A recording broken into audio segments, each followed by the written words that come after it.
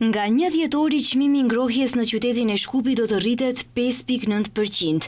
Sipas kryetarit të Komisionit Rregullator të Energjetikës Marko Bislimovskit, shkaku i vetëm, siç e quan ai, i kësaj rritje është për shkak se periudha në vijim do të investohet në rrjetin e distribuimit, i cili, siç thotë, është ndërtuar në mesin e viteve të 60-ta të shekullit të kaluar.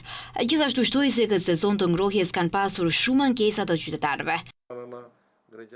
Dua të ju bëj thirrje qytetarëve që të kenë mirëkuptim sepse në këtë rrjet nuk është investuar shumë vite, përfundimisht atë e drejton një kompani shtetërore dhe jam i sigurt se situata me këtë rrjet në periudhën në vijim do të përmirësohet.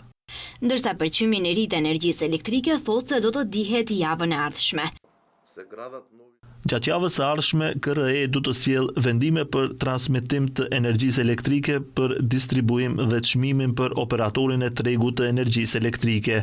Pas sjelljes së këtyre vendimeve, të cilët potencoj në asnjë rast nuk do të rriten, EVN Home si furnizues universal do të bëjë përllogëritje në pajtim me ligjin për energjetik dhe atë përllogëritje do të dorëzojë në KRE.